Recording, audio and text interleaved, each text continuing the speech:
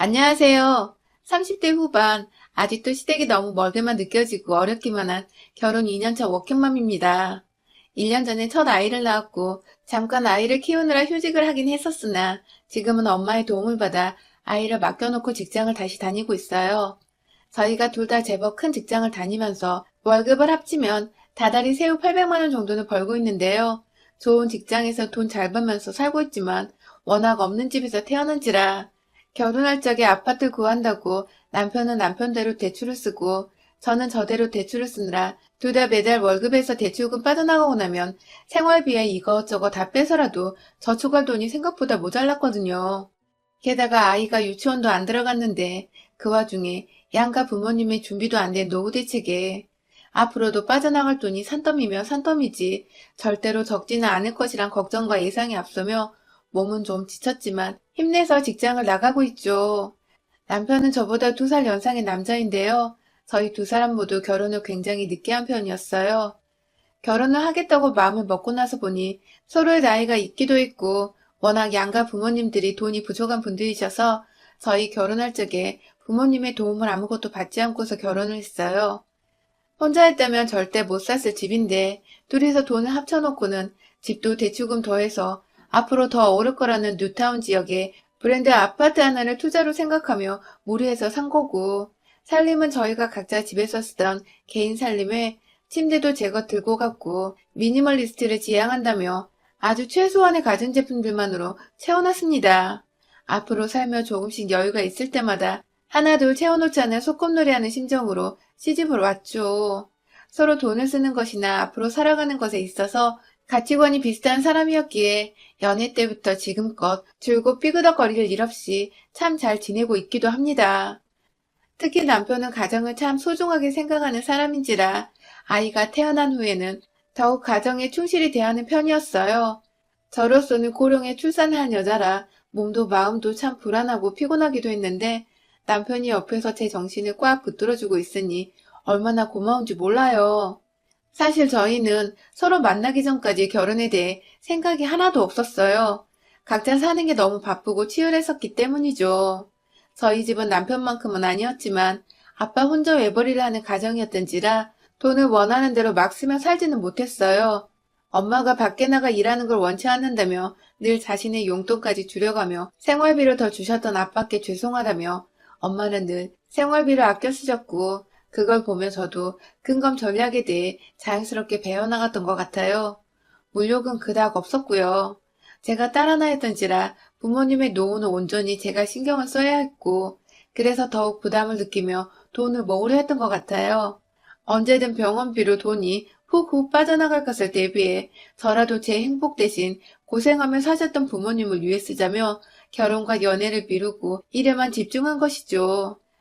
남편의 경우 IMF로 직장에서 잘린 후 줄곧 일용직을 전전하시다가 겨우 가게 하나 차리신 시아버지는 직원 둘 돈조차 없다며 본인이 직접 주방일에 서빙일까지 하시며 5년 넘게 일하시다 허리를 제대로 삐끗하시는 바람에 다른 식당에서 주방일 하시던 시어머니가 함께 도와주겠다고 가게 업을 도우셨고 그렇게 열심히 장사를 하셨는데도 그닥 손님들이 몰리거나 큰돈이 벌리지는 못했지만 남편과 도련님이 대학을 나올 수 있을 정도까지는 벌어놓으셨다고 해요.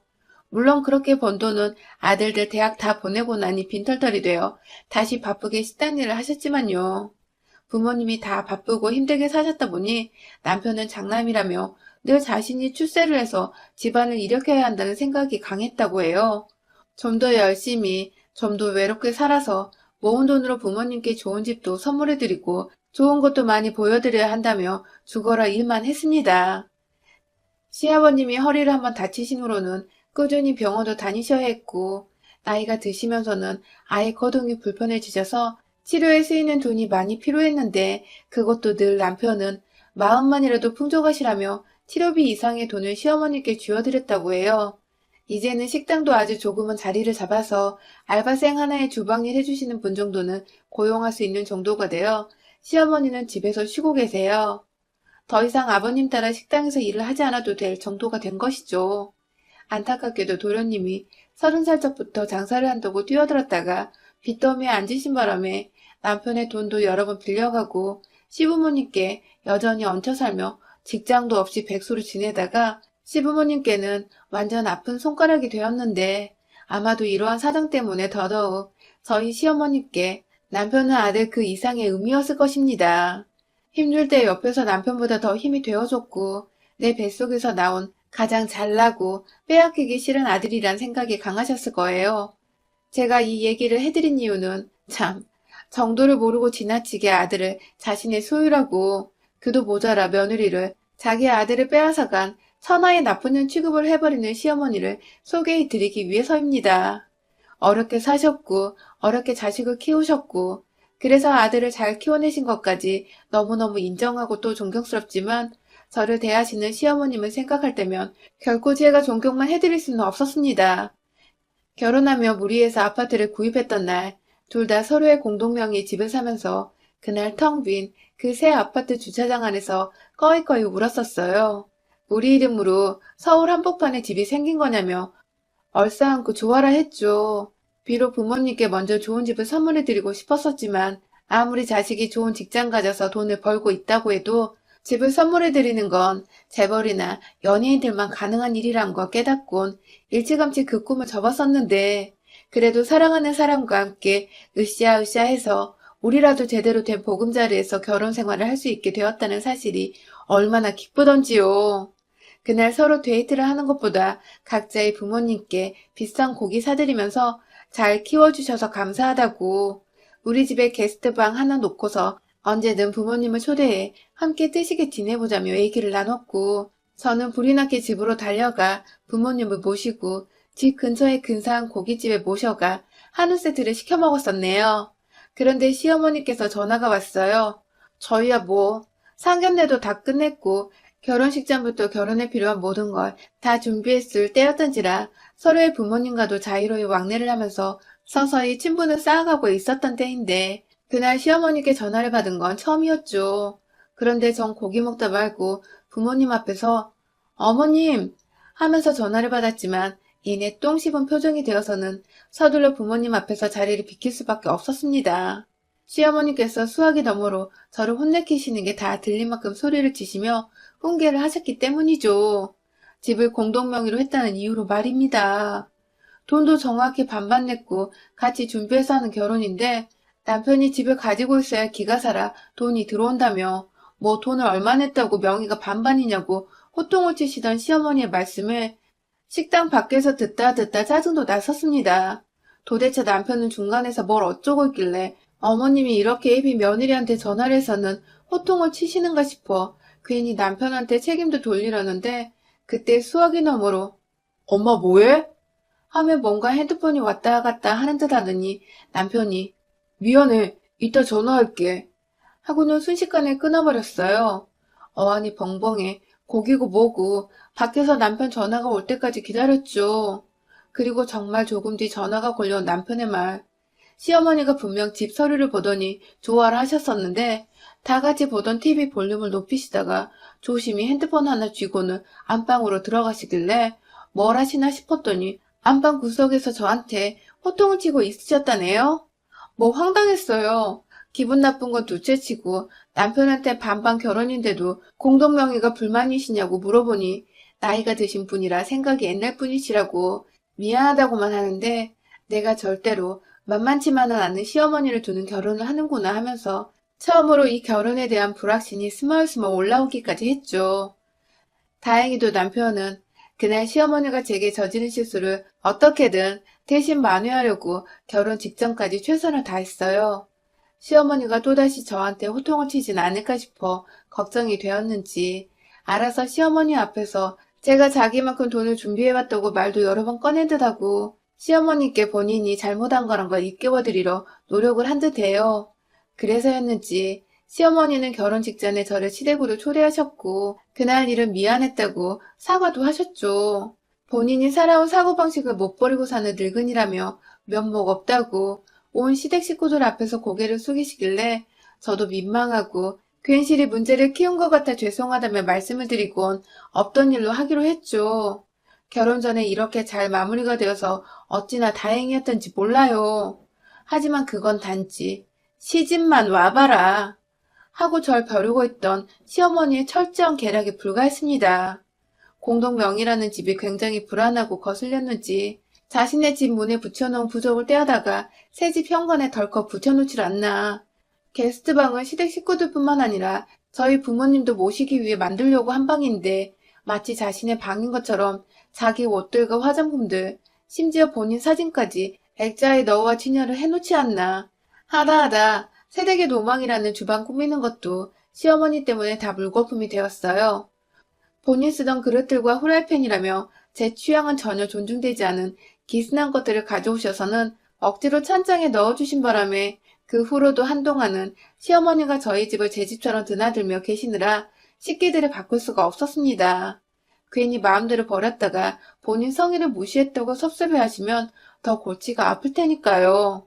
아무튼 시어머니 하시는 꼴을 보니 딱 비록 집은 반반씩 계산해서 공동명의로 샀을지 몰라도 엄연히 자기 아들이 이 집의 가장이고 더 많은 지분을 차지해야 하니 본인이라도 집안에서 지분 확보를 내 그 명의를 조금은 아들한테로 더 치우치도록 하게 만들려는 심상 같았어요.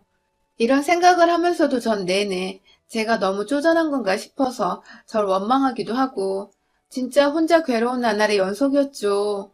곧이어 남편도 눈치를 채고는 자신의 어머니가 너무 심하다고 엄연히 신혼집이고 그 방은 게스트룸이라 장인 장모님도 모셔봐야 하는 곳인데 그렇게 꾸며놓으면 어떡하냐고 결국 화를 내기까지 했고 그렇게 시어머니는 며느리 앞에서 처음으로 대놓고 아들한테서 혼이 나고는 자기 짐을 빼서 시댁으로 돌아가셨답니다.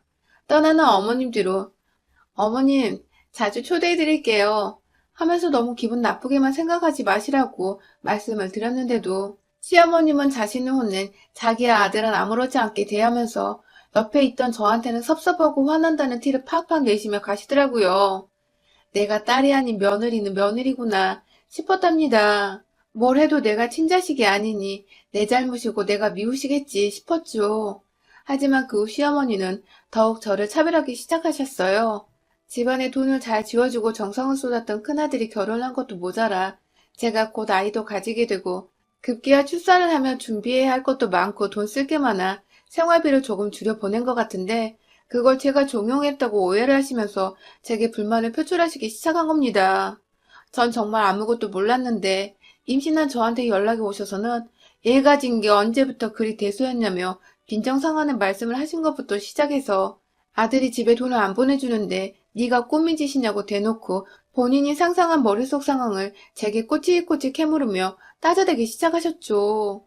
언제까지 남편이 시부모님과 도련님의 뒷바라지를 해야 하는 건지 솔직히 답답했지만 그렇다고 남의 가정사에 단 한 번도 참견을 한 적은 없었습니다. 제가 와이프이고 앞으로 함께 꾸려나갈 가정이 있었음에도 불구하고 남편이 어렵게 자라온 걸 다 아니까 시부모님이 고생 많이 하신 걸 다 아니까 생활비를 보내는 것이 내가 굳이 간섭할 일이 아니라 생각을 해서 철저히 모른 척을 해왔었어요. 저도 저대로 저희 부모님께 생활비를 보내드리고 있고 결혼 전부터 각자 부모님께는 각자 효도를 열심히 하자고 여러 번 대화도 나눴으니까요. 이런 얘기는 혼자 속 끓이기 싫어서 남편에게 사실대로 털어놓으며 시어머님이 오해하지 않으시도록 얘기 잘 하라고 말을 전했어요. 남편도 화들짝 놀라며 제게 사과를 연신했고 다음날 또 뭐라 연락을 드렸는지 시어머니는 그 후 다시 돈 문제로 제게 화를 내지는 않으셨죠. 물론 여전히 제가 남편 뒤에서 종용한 것이 분명하다는 의심의 눈초리를 늘 기분 나쁘게 보이곤 하셨지만 저도 제 정신건강을 위해 철저히 모른 척하려고 노력했습니다. 그러다 최근 제가 일이 바쁘고 퇴근하면 육아로 바쁘단 이유로 친정엄마와 깊은 대화를 나눌 시간이 그리 많지 못했었어요. 그런데 아주 충격적인 얘기를 접하게 되었습니다. 다른 사람도 아닌 저희 남편으로부터요. 아니 글쎄, 아이 낳고 조금 쉬다가 회사 바로 복귀한 지 벌써 1년이 되어 가는데 그간 글쎄 저희 집에는 친정엄마뿐만 아니라 저희 시어머님도 꾸준히 와 계셨다는 것입니다. 사실 시어머니께서 제가 아이를 친정엄마한테 맡기고 출근을 한다 했을 때부터 노발대발 하시면서 얘는 엄마가 키워야지. 사돈이 왜 우리 집에 오냐고. 우리 집이라는 표현을 굳이 쓰시면서 저희 엄마가 마치 못 올 곳에 오는 것 마냥 말씀하셨었죠. 남편이 또 제 기분을 간파하고는 무슨 말씀을 그렇게 하시냐며 출산한 아내한테 친정엄마가 곁에 있는 건 당연한 건데 남 얘기하듯 왜 그러냐고 저 대신 화를 내주긴 했지만 전 내심 상처도 받고 속으로 꽁해 있었거든요. 그랬는데 그날 후로 또 입을 꾹 다무실 줄 알았던 시어머니가 남편과 제가 모두 출근을 하고 없는 그 사이 친정엄마가 저희의 육아를 대신 해주고 계실 때 본인도 집에 오셔서는 손주 육아는커녕 혼자 사돈한테 물어보거나 같이 먹자는 말도 없이 자기 밥을 차려 먹질 않나. TV만 주구장창 보면서 애를 자꾸 깨워 애먹이더니 급기야 친구들을 여러 불러서는 집안에서 짜장면도 시켜 드셨다더군요. 어쩐지 하루 정도 구수한 음식 냄새가 나길래 엄마한테 아들이 방구를 여러 번 낀 거냐고 농담 삼아 물어본 적이 있었는데 그날이 그날이었나 보더라고요. 그것 외에도 저희 엄마 옆에서 들어오지 말라는 식으로 게스트룸에 들어가 내내 퍼질러 자기도 하는 등 쓸데없는 경계를 하면서 이해할 수 없는 행동을 하며 끈질기게 기분 나쁘게 하셨고 결국 엄마는 이 얘기를 제가 일과 육아로 너무 지쳐 보이길래 꾹꾹 참고서 속에 담아두다가 결국 터뜨리신 겁니다. 사실 저희 남편한테 먼저 말이죠. 장모님이 울면서 이런 취급받아가며 내 딸이 낳은 아이를 돌봐주고 싶지 않다고 확실히 정리하던가 딸과 손주를 아예 그냥 친정으로 당분간 보내놓으라며 사돈에게 화났다며 단단히 으름장을 놓으셨고 남편은 그제서야 자신의 엄마가 또 뭔가 저질러버렸구나 하며 급하게 저한테 사과하러 전화를 한 것이죠. 하지만 전 엄마가 울었다는 말을 듣자마자 도저히 그냥 넘길 수 없었습니다. 당장에 반차를 대고서 집으로 갔어요. 아침마다 엄마가 저희 출근하는 모습까지 다 보시며 그때부터 제 아이를 돌봐주시기 시작하셨기에 오늘 아침에도 엄마는 저희 집에 계셨거든요. 아무렇지 않게 인사를 하고 나왔는데 엄마는 오늘만큼은 도저히 스트레스 받아 못하겠는지 남편한테 미리 시어머니가 집에 오지 않도록 단속을 하려고 연락을 하셨던 것 같아요. 엄연히 이 집도 내 집인데 감히 내 집에서 아이 돌봐주느라 뼈 빠지는 우리 엄마한테 뭔 진상짓을 벌였을까 싶어서 정말 코에서 불을 내뿜으며 급히 집으로 갔어요. 그쯤 남편은 시어머니께 연락을 드려 제대로 말씀드리겠다고 했고 저는 일단은 시어머니를 남편에게 맡기기로 생각을 하고 일단 집에 가 저희 엄마의 마음을 어떻게든 먼저 풀어드리려는 참이었습니다. 그런데 한 30분쯤 지나 점심시간 조금 지났을 때 도착한 제 집안에는 시어머니가 계셨어요. 글쎄 오른쪽 부엌에서는 저희 엄마가 너무 심하게 울고 있는 아이를 달래보겠다고 막 진땀을 흘리시며 안고 계신데 왼쪽 TV 맞은편 소파 위에 있던 시어머니는 뭐가 그리 웃겨 죽겠는 건지 서로의 뺨을 때리고 있는 드라마 속 여배우들을 보며 재밌다고 박장대소를 하고 계신 겁니다. 한숨 푹 쉬다가 누가 배를 누르고 들어오니 현관 바로 앞에 서 계시던 엄마는 놀래 눈만 껌뻑거리고 계셨고 TV 소리에 본인 쳐오는 소리에 그걸 미처 못 들은 시어머니는 그 공간에 여전히 사돈과 본인 그리고 손주 셋뿐인 줄 알고 개 망나니 마냥 하던 짓을 그대로 하고 계셨던 거죠. 뭐 그냥 힘들어서 누워 TV를 볼 수는 있었습니다. 하지만 이내 입 밖으로 나온 시어머니의 말이 절 더 열받게 만들었어요. 글쎄 누워있는 그 자세로 발 하나를 까딱거리더니 테이블 위를 가리키며 시어머니가 한다는 말이 사돈, 나 리모컨 좀 줘봐. 라는 겁니다. 아, 나 이게 하다하다. 이젠 돈 벌러 일 나간 며느리 대신에 애 봐주고 있는 사돈한테 코앞에 있는 리모컨은 달라고 발가락 하나만 까딱거리다니 이게 진짜 대가리에 총을 맞았나 싶더군요. 그 말 끝나자마자 제가 신고 있던 슬리퍼를 누워있는 시어머니한테 냅다 던졌어요. 이 할망구가 어디다 대고 심부름질이야? 남의 집에서! 하면서 머리채를 잡고 일으켜 세워서는 그 앞에 있던 리모컨 앞으로 시어머니를 데려갔죠. 네 손으로 집어! 하면서 머리채를 몇 번 휘두르니 그제서야 지 몸통에 손이 몇 개 달려있는지 자각했는지 알겠다 얘야 하면서 리모컨을 집은 시어머니. 엄마는 옆에서 딸한테 저런 모습이 있었나 싶어 놀래 죽으려는데 또 속이 통쾌해 죽겠는지 뚫어져라 저희 두 사람을 지켜보고 계셨고 저는 그런 시어머니의 머리채를 그대로 잡고서는 현관으로 끌고 갔어요. 신어! 이 한마디에 자기 신발을 알아서 신은 시어머니는 그렇게 한겨울에 본인 외투도 못 챙기고 집 밖으로 며느리 손에 쫓겨나셨습니다. 네 아들 집 아니다 여기? 내 돈 반 섞인 우리 집이다? 내 허락 없이 함부로 우리 집에 들어오기만 해봐 아주 확! 하면서 현관에서 침 한 번 퇴 뱉고는 문을 쾅 닫았습니다. 애는 더 신랄하게 울어대는데 엄마는 그 와중에 수고했다며 내가 딸 하나는 앞가림 잘하게 키워놨다고 저를 토닥토닥 해주시더라고요. 남편은 그 와중에 꾸준히 시어머니께 전화통화를 시도했으나 이미 우리 집에 오신 바람에 전화를 받지 않으시던 시어머니가 불안하여 저를 따라 반찬 해고 집에 왔다가 이미 며느리 손에 봉편당하고 집안에서 쫓겨나 계신 자기 엄마를 보고는 도무지 말이 안 나왔는지 엄마, 도대체 왜 이러는 거야? 하면서 뒤늦게야 밖에서 남편이 시어머니를 붙잡고 원망하고 괴로워하는 탄성이 들려왔어요. 그걸 보니 남편이 불쌍하다고 저희 엄마는 시엄마 외투를 챙겨서는 문을 열고 시어머니께 안겨드렸고 또 그걸 본 남편은 장모님 정말 죄송합니다만 반복하면서 연신 사과의 고개를 숙였고요. 시어머니는 자기 아들이 자기 편이 아닌 것에 속상해 죽겠는데 그 뒤에서 자신을 경멸하듯 노려보고 있는 며느리한테 제대로 쪼르셨는지 미안합니다 하면서 아들 따라 고개를 숙였다 올리기 반복하고 아주 집 앞에서 머리 긴 스님들이 서로 불경드린 줄 알았다니까요. 아무튼 그날 후 시어머니는 정말 저희 집으로 코빼기도 보이질 않고 계세요. 물론 저는 매일같이 친정엄마한테 또 시어머니가 오진 않았나 확인 전화를 드리고 있는데 정말 그날 저한테 머리채 제대로 잡혀서는 충격을 받으셨는지 소식 하나 없이 잠잠합니다. 덕분에 엄마도 차분하고 마음 편한 환경에서 힘드실 텐데도 즐겁게 제 아이를 돌봐주고 계시고요.